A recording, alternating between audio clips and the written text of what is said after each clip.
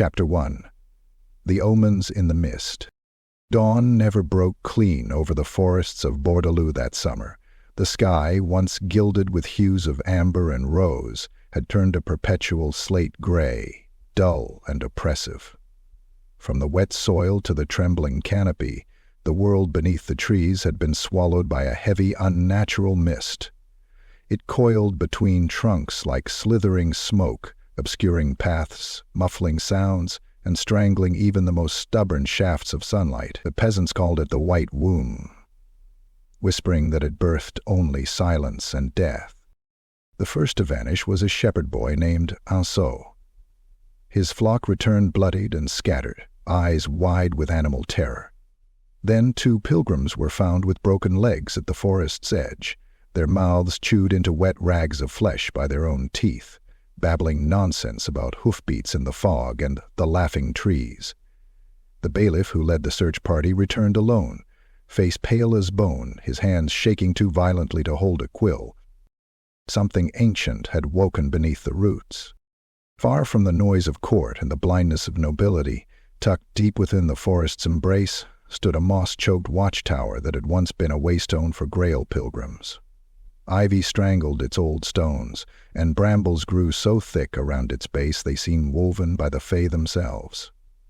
There lived Elise de Miraine, a damsel of the lady, cloistered, solitary, forgotten by all but the ancient spirits who whispered through the trees. Her chambers were dark but not unwelcoming, shelves heavy with candle-stubbed tomes, floors scattered with dried herbs, a basin for moonwater scrying, and a hearth whose flames rarely flickered, even without tending. She did not age as other women did.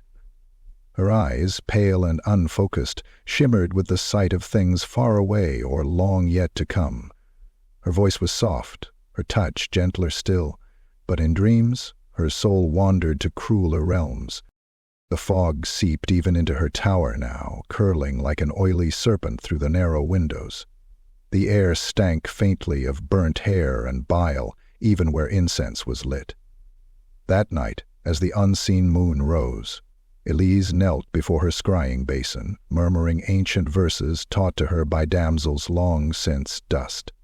She sought the lady's voice, but heard instead a thunderous pounding, hoofbeats in the deep, endless dark. And then came the dream. She was a child again, running barefoot through the poppy fields behind her mother's vineyard, but the fields were wrong. The flowers bled from the stems, the sky was split by fire, trees uprooted themselves and walked, antlers erupting from their trunks, great shadows moved beneath a blood-soaked moon. And at the dream's heart, the chapel of Sainte-Aubeline, wreathed in fire, its stained glass windows shattered, its altar blackened and broken. Before it stood a beast. No, not a beast, a god of horn and wrought, its fur slick with blood, eyes like holes cut into reality. It raised a crude, jagged axe high, and as it brought the blade down, Elise awoke screaming. Sweat drenched her shift, and her lips bled from where she had bitten them in her sleep. Her basin had cracked, the water evaporated into sour smoke.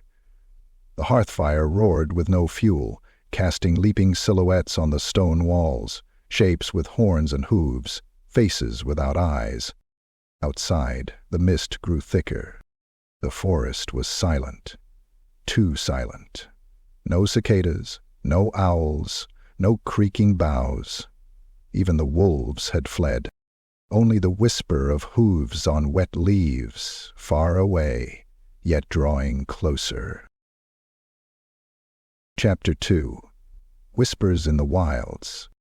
Sir Tibo Dervine rode alone, the hooves of his destrier muffled by the sodden loam of the Ardenne borderlands. A low mist clung to the trees like breath on a corpse, thick enough to blur even the gnarled silhouettes of the forest's outer sentries. The wind was dead here, as if even the breeze dared not stir the rotting silence. His mail was dull with age, dented and blackened from long campaigns. The fleur-de-lis emblazoned on his surcoat had faded, threadbare from years of battle and neglect. Where once the pride of the Grail glowed from his aura, now only weariness lingered in his eyes. Still, he was vigilant. His sword, a relic forged at Bastogne centuries ago, rested loosely in its scabbard, ready. He had ridden out on his own volition, without banner or squire, for he trusted neither the green boys the court called knights, nor the squabbling dukes and their petty intrigues. Something was stirring in the forest. He could feel it in the way the trees leaned, in the unnatural silence that screamed louder than a war horn. Then came the first sign.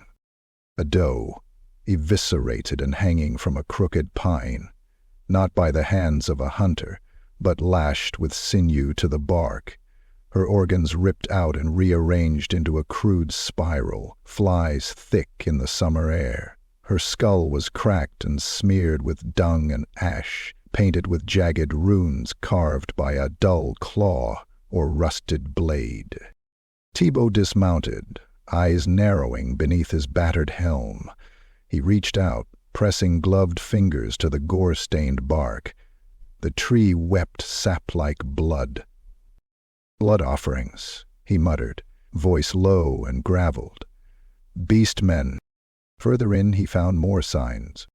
A copse of trees with skulls nailed to them. Stag, wolf, human, each one gutted and stuffed with dead ravens. At the center, a totem rose from the earth, crafted from bone, twisted iron, and bark carved to resemble a leering, horned visage. It reeked of rot and madness. Tibo drew his sword. As he stepped forward, the ground beneath his boots squelched unnaturally. He looked down. The earth was slick with blood. Not dried. Not days old. Fresh.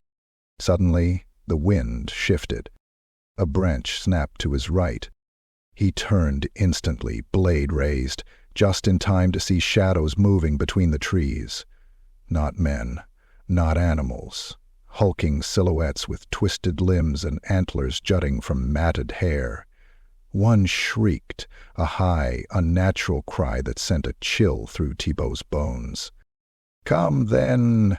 he roared, brandishing his sword. But the shadows retreated, melting into the woods, their laughter like braying jackals in the mist. They were testing him, watching. He did not give chase. He had seen their kind before. Ambush was their craft. They did not fight as men fought. They came from the trees, from the earth itself, like a fever dream come alive. By dusk, he reached the outer watchtower of Chateau Bordelot. A pair of knights guarded the gate, their armor gleaming and their tabards clean, a stark contrast to the mud-caked figure who approached. "Announce me," Tibo growled. "I'll speak to your lord."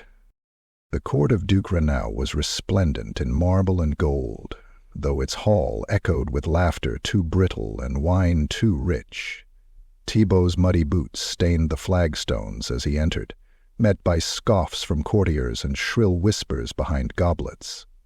The Duke sat reclined on a throne draped with Eringrad silk, a peacock feather plume trembling on his hat. Tibo knelt stiffly. "My liege, the forests rot. The beastmen are near." Renaud sipped his wine. Yes, Tibo. You've said this every summer. Shadows in the trees, drunken peasants with tales of horned ghosts. I saw the runes, the blood totems. They're building their strength. They mark our land as theirs. Soon they will strike. The Duke waved dismissively. "The fog plays tricks on old minds. The lady will protect us. She always has." Tibo's knuckles whitened around his sword pommel. "She protects those who act in her name, not those who hide behind silk and stone." A hush fell over the court. Renaud's smile thinned. "You forget your place, Sir Tybalt. I remember too well. While you sip and jest, monsters sharpen their blades in your woods." The Duke's eyes narrowed. "Leave us." Tibo bowed stiffly and turned without another word. As he exited the hall, He caught the eyes of the tapestry above the throne, the Lady of the Lake, serene and untouchable, cradling a wounded knight in her arms. But in his heart, Tibo felt no serenity. Only fire. Only war. And the whisper of horns in the wild. Chapter 3. The Gathering Storm. Deep within the festering heart of the Forest of Chalons, where even the trees had forgotten the light, the earth shuddered with hoofbeats. A clearing had been defiled into a charnel pit, roots torn from the ground, branches cracked and burned, the loam churned to bloody mud beneath monstrous feet. They came in hundreds, beastmen of every abhorrent breed. Ungors with hooked spears and twitching ears sniffed the wind. Gors with gnarled horns and rusting blades bellowed and stomped in restless agitation. Hulking bestigors, towering and armored with scavenged steel and bone, stood like butcher statues around the periphery, watching all with slavering anticipation. And at the center stood their god-beast, Gorthak One-Horn. The Doombull was a mountain of scar tissue and muscle, nearly thrice the height of a man. His singular horn, spiraled and jagged like a riven tusk of obsidian, curled from the left side of his cracked skull, its twin long ago shattered in battle, the stump sealed with iron rivets and a spiked cap. His hide was covered in crude tattoos daubed in gore, and thick iron rings pierced the flesh of his chest and arms. He wore no armor. His body was his weapon, his presence a blight.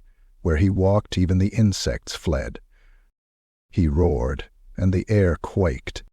Beastmen beat their weapons together, howling in frenzy, while others threw fetishes and broken idols into a growing bonfire of bones and bark.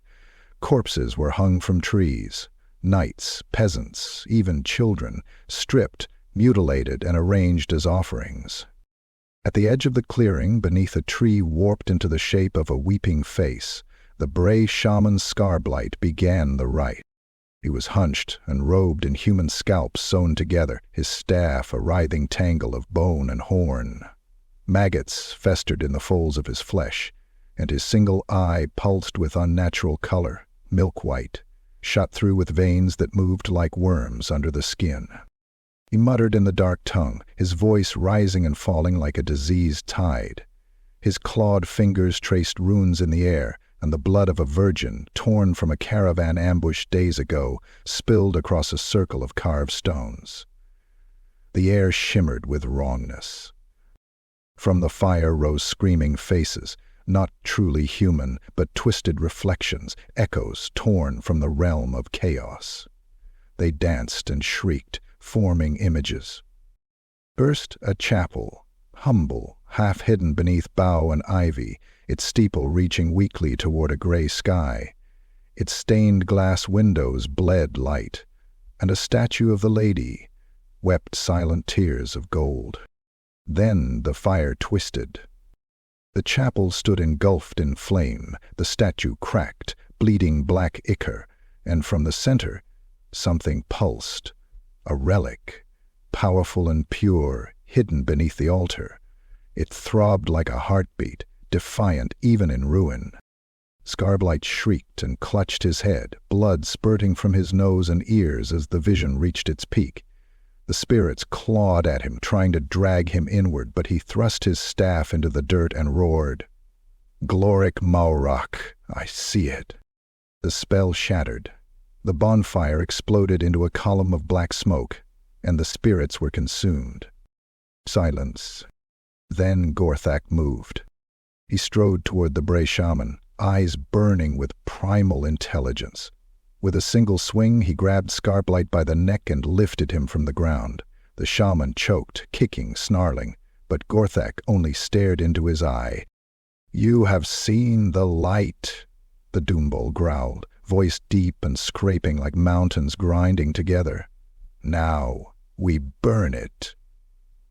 He hurled Scarblight into the mud, then raised his cleaver, an enormous slab of metal etched with fell runes and crusted with old flesh, and drove it into the heart of the clearing. The earth split with the impact. "We march at dusk," he roared. We defile the lady's womb, we drink of her shrine, we crush her knights and feast on her whores, let Bordelot drown in blood." The warherd erupted in madness. Gores headbutted each other into trees, ungores screamed and tore at their own flesh. Bestigores lifted their axes high and bellowed to the storming skies. Thunder cracked. The trees bent backward as if in prayer to some unseen god. And the storm began to gather. Chapter 4. The Sacred Chapel. Nestled in the green cradle of a valley, the Grail Chapel of Sainte-Aubeline slumbered beneath a veil of ivy and thyme. Its stone walls, pale with moss and age, bore the pockmarks of ancient storms and battles long forgotten. Though humble in size, the chapel radiated quiet sanctity. A silver chalice crowned its spire, gleaming in the midsummer sun, and from within its shadowed halls the scent of myrrh and beeswax drifted gently into the morning breeze. Inside, Abbess Leora knelt in silent prayer before the altar, a slab of alabaster flanked by carved lilies and the lady's sigil. She had once been Sir Leora of Paravon, a questing knight who rode against orc warbands and Skaven plagues, her sword a blur of righteous fury. But the years had taken their toll. A fractured spine, suffered during a duel with a Chaos champion, had ended her journey. She cast aside the blade and took up the cloth, exchanging armor for robes of blue and gold, etched with the lady's rose. Now her face was lined and weathered, her eyes clear but weary. The flame within her burned still, smaller, slower, but no less fierce. She rose as bells tolled across the glade. The pilgrims had come. From all across Bordelot, they arrived in winding processions. Peasants, knights-errant, beggars, mothers with babes wrapped in stained linens. Some came limping, leaning on staffs. Others came crawling, desperate to touch the sacred well at the base of the chapel, said to weep with the lady's grace each midsummer. They filled the valley with quiet reverence, no laughter, no boasting. The chapel of Sainte-Aubeline demanded silence and offered healing in return. Leora moved among them, whispering prayers, blessing foreheads with rosewater, and tending to the crippled and blind with her weathered hands. Children plucked poppies along the outer hedges. A blind knight wept upon touching the chapel stones. Songs of devotion drifted in low, melodic murmurs from the gathered faithful. But unseen, beneath the trees at the valley's edge, eyes watched. The Beastman scouts had arrived with the dusk. They moved through shadow like carrion crows, their hoofed feet silent on damp earth. Their skin was cloaked in mud and bark, their horns bound in cloth to muffle movement. They did not speak. They did not blink. They only watched and sniffed the air, heavy with incense and faith. Us, a lean gore with a single black eye and jaws scarred by fire, crouched behind a boulder near the sacred well. In his clawed hand he clutched a totem of sinew and bone. He raised it, hissed a blasphemous prayer to the dark gods, and pressed it into the ground. The earth responded, sickening slightly, a faint pulse of something foul. A corruption laid like an egg. Another scout carved a rune into the bark of a weeping willow, its leaves turning brown as the knife bit. Yet another skinned a vole alive and drank its blood, muttering curses to mask the holy songs rising from the valley below. They waited. They counted. They measured how many pilgrims, how many defenders, how thick the walls, how weak the gate. One of them ventured too close. He stepped onto consecrated ground, a twig snapping underfoot. A boy, no older than 10, turned his head, eyes wide. Before he could scream, the gore lunged from the foliage, grabbing the child's neck. A cry pierced the dusk. It was not the boys, it was the Goors. Steel flashed. The beast staggered backward, one arm severed at the elbow, arterial blood spraying in wild arcs across the grass. Abba's Leora stood there, robes flaring, an ancient blade in her hand. Its edge shimmered faintly, blessed with oils and rites older than kings. Her face was stone. "On this ground," she said coldly, "you will not draw breath." The gur howled and charged, fangs bared, but she stepped aside, parried, and drove the blade clean through its heart. It died with a gurgling rasp, steaming blood leaking across holy earth. Silence followed. The pilgrims gathered, terrified, murmuring. Some wept, others knelt. Leora gazed into the forest. She saw nothing, but she knew what waited there. The ground felt wrong. The wind was still. The birds had not sung in days. She turned to the boy and gently touched his cheek. "Go to the chapel. Stay within. Light no fire.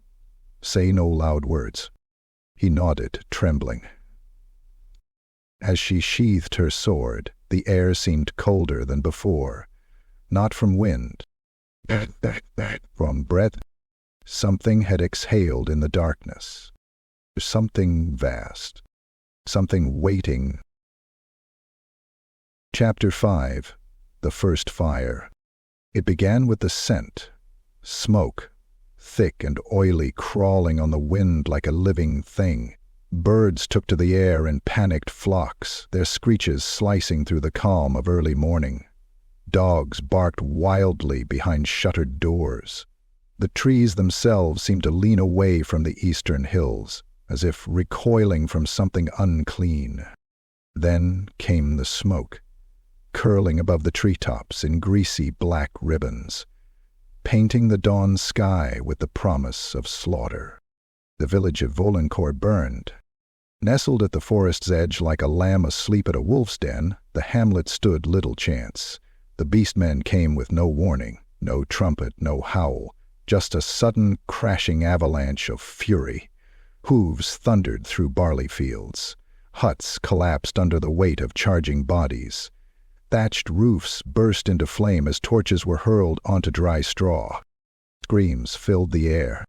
A mother, dragging her crippled son across a dirt road, was impaled by a jagged spear from behind, her body lifted high as her entrails unraveled in a crimson arc.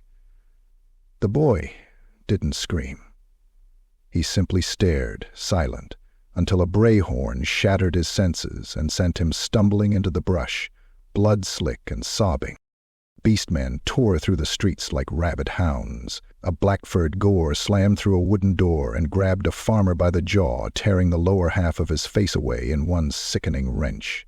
His wife swung a cast-iron pan at the beast's back, but the Doombull's kin, a massive bestigor with an axe as long as a man is tall, split her from shoulder to hip in a single blow. The room filled with steam and gore. The village chapel, little more than a stone shack with a wooden cross, became the last stand. 10 villagers huddled inside, clutching pitchforks and prayer beads. When the Beastmen came, they didn't bother with the door, they collapsed the wall. Within minutes, the small sanctuary was soaked in blood, the lady's image defiled, her painted eyes dripping with ichor. Smoke rose higher. The trees choked. Ash fell like snow. By midday, the roads to Bordeaux swarmed with refugees, bloody, wild-eyed, stinking of soot and fear. They clawed at the city gates, shrieking stories of horned devils and burning fields. Many couldn't speak, some had bitten their tongues in panic. Others simply stared ahead, catatonic. Sir Tibo Dervine stood atop the inner rampart, his eyes fixed on the horizon. He saw the smoke, he smelled the rot. He heard the stories echo through the courtyard, passed from trembling lips to skeptical ears. The Duke's guard turned them away, told them it was just a fire, a bandit raid, a freak storm. Tibo knew better. He marched into the ducal hall, mud-splattered and uninvited. Nobles gasped as the grizzled knight threw down a blood-stained tunic, charred and torn, marked with the lady's sigil from the chapel at Volancourt. "Still think it's just smoke?" he growled. Duke Renaud didn't rise from his cushioned throne. "We do not march without full mustering. The Count of Brienne hasn't responded. The peasants exaggerate." "They don't exaggerate with their own entrails hanging out," Tibo snarled. He turned on his heel and stormed from the chamber, the court's murmurs hissing behind him like serpents. In the training yard below he found them, young knights-errant, raw-boned and proud, sharpening blades and flexing muscles without purpose. "You?" he barked. "Who among you would ride where honor still means something?" There was hesitation, then one stepped forward, then another. By sunset, 12 knights-errant, and nearly 36 commoners, hunters, woodsmen, even a miller with a hammer gripped in both hands, stood beside Tibo, armed and resolute. He rode before them on his black destrier, sword raised. "The Duke does nothing. The court drinks while the land bleeds. But we ride, not for banners, not for titles, for the lady, for the fallen." The gatekeeper tried to stop them. Tibo broke his jaw with a mailed fist. The gates creaked open, and into the night they rode, through smoke and ash, into cursed wood and sacred shadow, toward the chapel, toward the fire. Chapter 6. Horns at Dawn. The mists parted, not with sunlight, but with sound. Horn blasts, deep and wet like the bellowing of cave-dwelling monsters, rolled over the hills in waves, shaking leaves from branches and silencing every bird within a mile.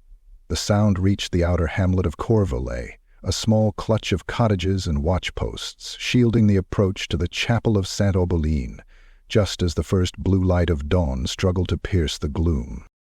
Inside the hamlet, the early stirrings of day became chaos. Fathers dropped tools and reached for rusted blades. Children wailed as their mothers yanked them from beds, stuffing bread and tokens of the lady into sacks. The old bailiff, Sir Geraud, a retired man-at-arms with half a foot and one good eye, climbed the bell tower with trembling hands and rang the alarum bell until the skin of his palms peeled open. The forest screamed back. From between the trees they came, a tide of braying, howling bodies, smeared with ash and blood. The warherds surged into the fields in a thunder of hooves and horns. Gors leapt low fences like wolves, swinging cleavers and morning stars. Ungors darted between them with javelins and hooks, dragging down anything that stumbled.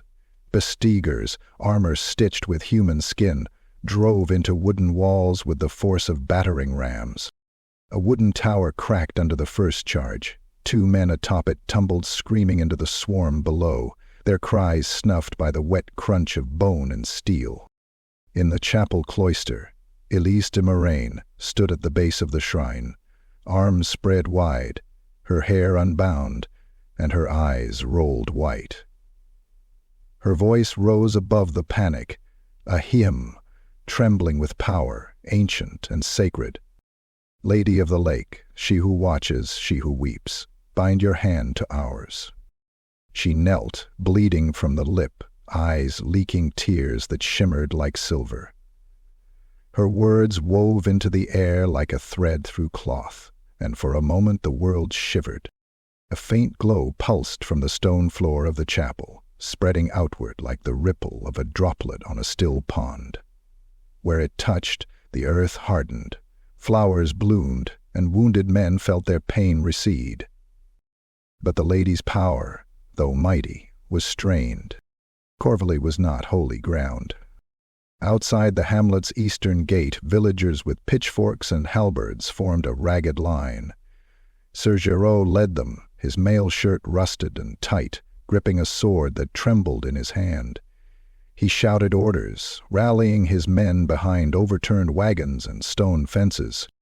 "Hold! Hold!" he bellowed. The Beastman broke upon them like a wave on rocks. The first impact was brutal. A bestigor slammed through a barricade, crushing a man beneath his hooves, before cleaving another from clavicle to spine. The blood sprayed across a woman's face. She screamed, jabbing her pitchfork forward, pinning a gore through the throat, before being tackled by 3 more and torn limb from limb. Children fled toward the chapel, chased by Unger snarling with glee. One youth stumbled, but a pilgrim, a mute tanner from the mountains, caught the child mid-fall and spun, burying a dagger into the belly of the nearest beast. They didn't make it 5 steps before a brayhorn blast rang out, and a giant horn shape, a wargore with a rusted flail, smashed down on them, reducing both to pulp and screams. Inside the chapel courtyard, Elise gripped the base of the lady's statue. Her voice cracked with strain. "Give them strength, beloved lady. Give me fire." With a final word, she unleashed it. A radiant pulse erupted from her palms, exploding outward in a ring of blinding blue light. Beastmen caught in the wave screamed as their flesh smoked and blistered, their bodies hurled back as though struck by a hurricane of judgment. A dozen fell twitching, eyes cooked in their sockets. But the cost was immense. Elise collapsed to her knees, blood streaming from her nose and ears, her breath ragged and shallow. Still, it was enough. Giraud, bloodied but alive, rallied the survivors. "To the chapel! Fall back!" What few defenders remained retreated with the pilgrims, forming a final line at the chapel gates. Behind them, the villagers fled down hidden trails, clutching children and relics, fleeing into the fog-drenched woods. Behind them, fire consumed Corvelay. From a hilltop, Gorthak One-Horn watched it burn, steam rising from his nostrils. He did not howl, he did not roar. He waited. The prey had been cornered, and the sacred blood was yet to be spilled. Chapter 7. The Siege of Sainte-Aubeline. The sun never rose. Instead, the light that came with morning was pale and lifeless, drained of warmth, a false dawn, gray and sickly, blanketing the world in cold mist. Birds did not sing. Even the insects, normally relentless in their buzz and hum, fell silent. The earth held its breath. From the tree line to the east came the sound, not thunder, not wind, but the march of hundreds of hooves, crashing like distant war drums. Trees trembled, the ground rippled. A blood-stained mist drifted ahead of the tide. Gorthak One-Horn led his warherd from the forest's edge like a god of carnage. His enormous form was wreathed in crows and smoke, his horn glinting like a butcher's hook in the weak light. His weapon, a jagged cleaver as long as a coffin lid, dragged along the ground, carving furrows in the soil. Behind him surged over 400 beastmen, bellowing gores, grinning ungores, and hulking bestigers chanting death songs in the black tongue. The chapel of Sainte-Aubeline stood defiant atop a moss-covered rise, its spire reaching skyward like a chalice held aloft. Crumbling stone walls circled the chapel proper, ringed by small shrines, flowered graves, and wooden effigies of the lady. Within the battered gate stood Tibo Dervine, cloaked in blood and ash, helm hanging from one hand, sword gripped in the other. His armor, patched and scorched, bore the gouges of a dozen battles. The knights errant beside him numbered just 12, faces pale, but their eyes lit with grim resolve. Behind them huddled barely 40 defenders, commoners, old men, even a few wounded pilgrims with shaking spears. "Let them come," Thibault said, voice hoarse. "Let them taste holy steel." The first wave hit like a storm. Ongers flooded the hillside, shrieking, hurling crude spears and rusted blades. Tibo gave the cry, "For the lady!" and the gate thundered open. Steel clashed with flesh. A young knight drove his lance through the eye of a charging gore before being pulled from the saddle and eviscerated. A woodcutter wielded an axe with terrifying force, severing limbs until a bestigor cleaved him from the waist. Blood sprayed across the chapel steps. Tibo cut his way through the melee like a force of nature. His blade, kissed by the lady in his youth, glowed faintly as it opened throats and crushed bone. But there were too many. They kept coming, unstoppable, endless, a sea of horns and hatred. Far behind the main force, Elise de Myrrhine stood in the grove of the Lady's Tears, a sacred glade near the chapel where an eternal spring trickled from beneath a statue of the Lady. Flowers bloomed here even in winter, and the air shimmered with faint magic. Across from her stood Sainte-Aubeline, the Bray shaman.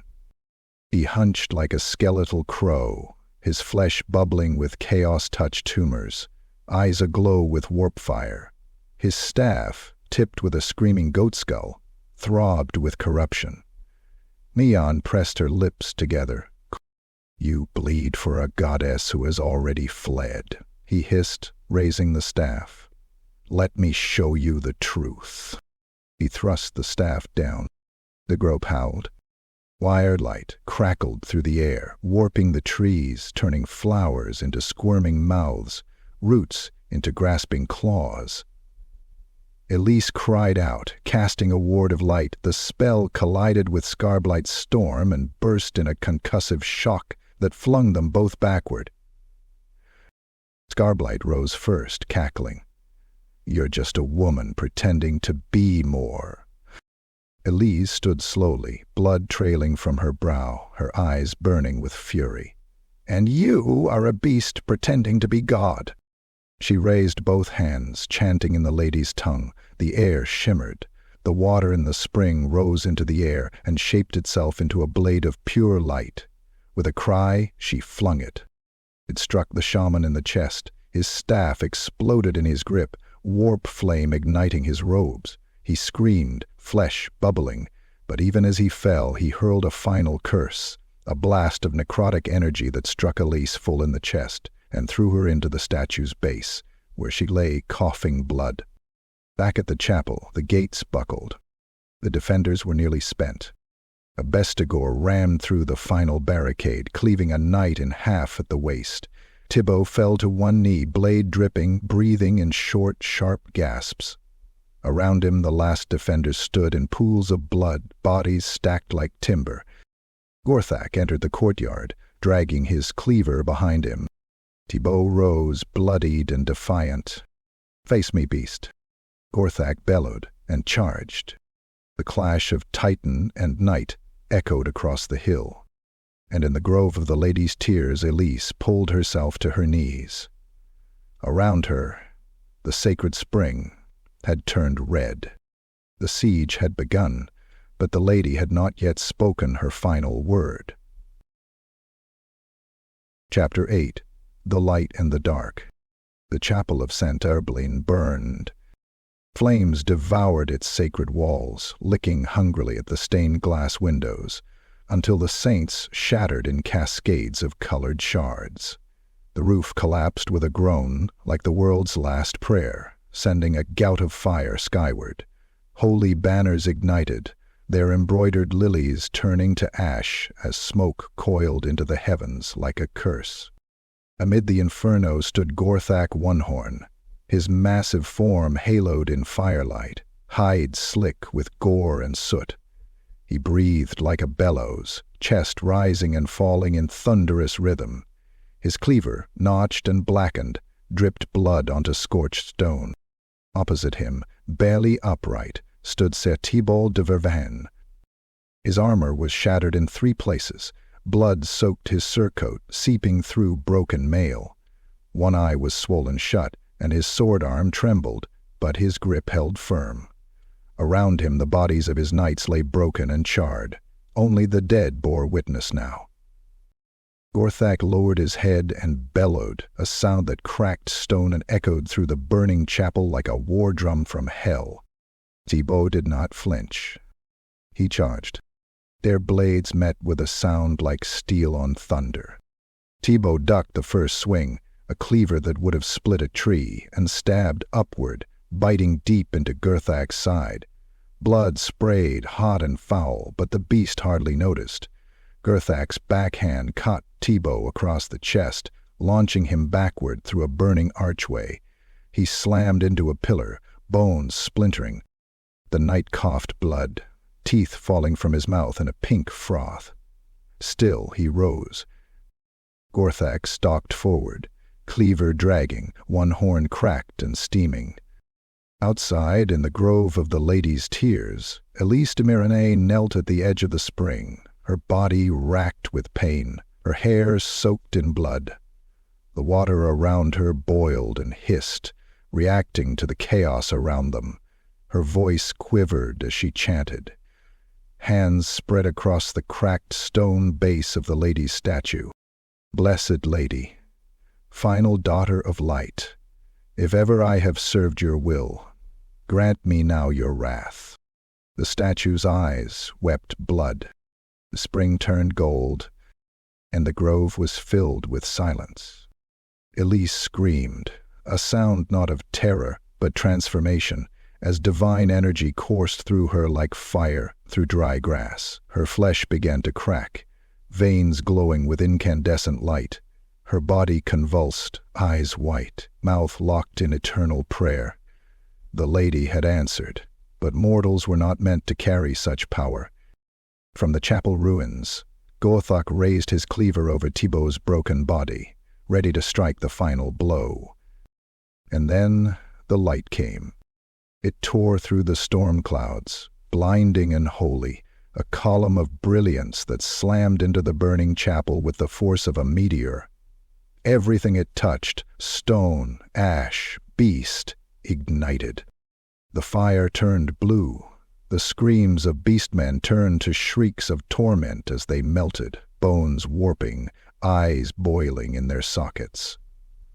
Ungors clawed at their own hides before collapsing into twitching heaps of fire-blackened flesh.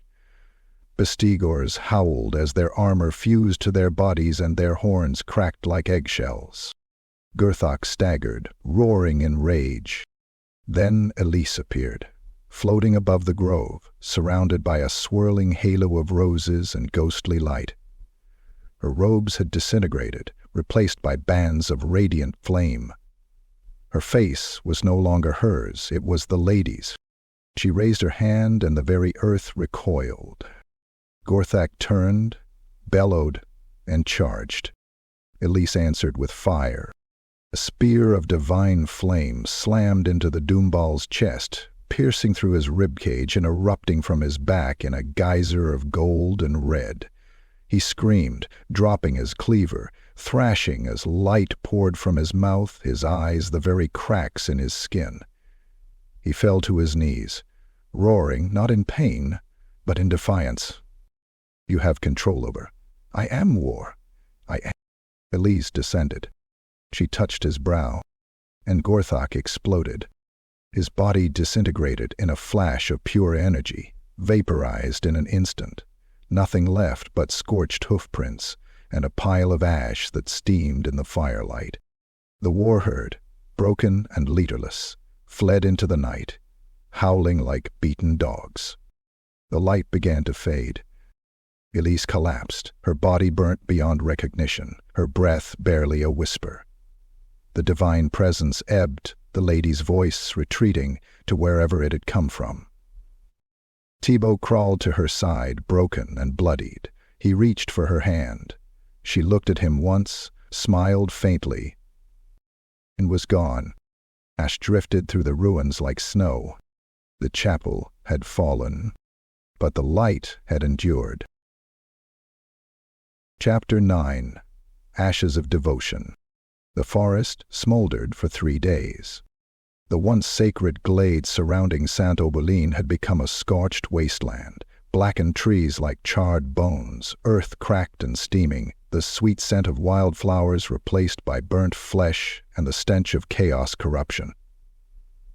Crows circled in the smoke-filled skies, but they did not descend. Even carrion feared what remained. A small procession moved slowly along the old pilgrim road, no banners, no trumpets, only bloodied feet and dragging limbs. Doombull Dervine led them on horseback, though he could barely stay upright in the saddle. His armor was a patchwork of dents and dried gore, his face gaunt, his eyes hollow. The fingers of his sword hand were splinted with torn cloth, and his left arm hung useless at his side.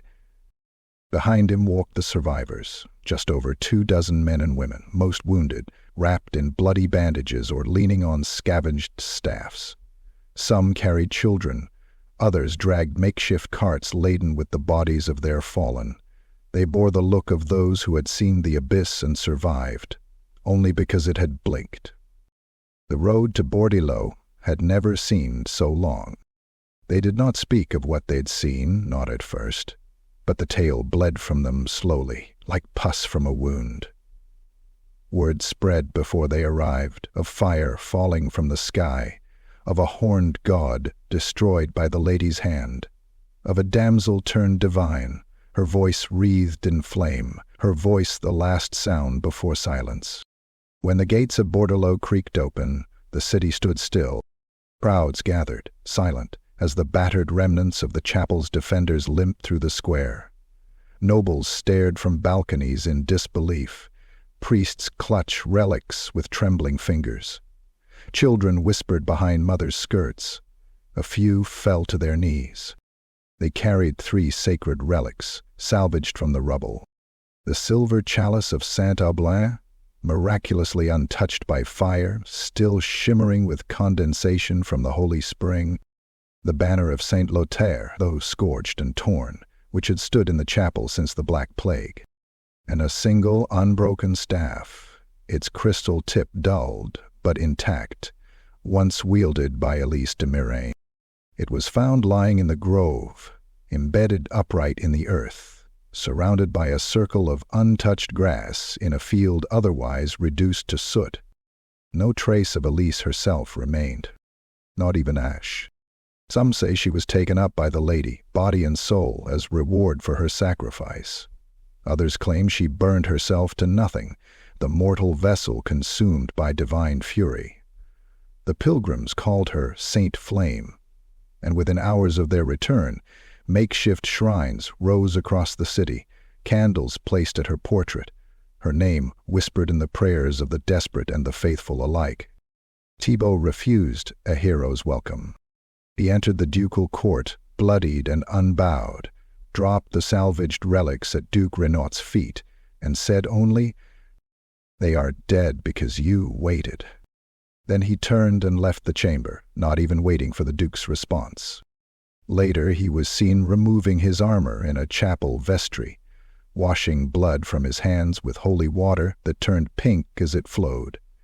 He left his sword at the altar and walked out into the streets a common man. That night the bells of Bordelot tolled not for celebration, but mourning. The chapel of Sainte-Aubeline was gone, but the tale of its fall and the light that stood defiant had already begun to spread. Chapter 10. Legends and Scars. Years passed like smoke on the wind. Time softened the edges of memory, but not the fire at its core. The burning of Sainte-Aubeline became legend, a tale told by bards in wine halls, by firelight in peasant hovels, and behind church altars where acolytes wept at the sacred silence left in the chapel's absence. They spoke of Tibo Dervine, the knight who stood alone against a tide of monsters, his sword raised until his arm broke and his blood painted the altar steps. Some said he died that day, swallowed in fire beside his brothers. Others swore they had seen him years later, one-eyed and limping, tending a shrine in the mountains, silent as the grave. They sang of Elise de Miraine, flame-touched and holy, who called down the wrath of the lady and burned away a god. They called her the living saint, her name etched into stained-glass windows and carved in stone. Her staff was kept in Bordelot, sealed in glass and silver, guarded day and night. But the ruins remained. Overgrown now, the site of Sainte-Aubeline lay deep in the forest like a wound that refused to close. Vines crawled over broken stone, and twisted trees sprouted from holy ground. Yet the earth there never fully healed, fire-blackened roots still bled sap, and in the moonlight the cracked stones glowed faintly, as if the lady's blessing smoldered deep below. Every few years, a young knight, driven by visions, dreams, or whispered prophecy, would ride into the trees, seeking the ruins. Most returned empty-handed, pale and shaken. A few never returned at all. The bravest said they heard a voice in the trees, feminine but vast, speaking in words no tongue could shape. One, a questing knight of Aquitaine, claimed he saw her, Elise, or what remained of her. A figure of light, scorched and ethereal, weeping beside the cracked altar stone. When he approached, she raised her hand, and he awoke 3 days later in a grove of white roses that should not have bloomed in winter. But stranger still were the forest whispers. Loggers who dared cut too deep near the sacred grove found their axes dulled, their mules dead, their camps torn apart in the night by things that left no prints, only hoof marks and the lingering scent of blood. Woodsmen spoke of a clearing where the birds never sang, and trees leaned inward as if ashamed. In its center lay a skull, enormous, cracked, horned. Half buried in the earth, it pulsed faintly in moonlight, veins of crimson quartz threading its surface. They tried once to dig it out. Only once. The one who struck it with a pickaxe was found the next day, split in half, his insides hung in the branches like trophies. His companions had vanished without trace, their blood spattered across miles of brush with no footprints leading away. Since then, no one touched the skull. The locals began to call it the Watcher's Head. Offerings of berries and carved wooden tokens began to appear around it. Candles were left in shallow bowls. Children were warned never to enter the woods alone. And at night, in the deep forest, when the wind was just right, one could still hear it, a horn blast, distant, low, like something remembering the taste of war. But beneath it, softer still, was another sound, the whisper of a woman's voice, carried on the breeze, sorrowful and strong. Sainte-Aubeline. The forest listened, and it remembered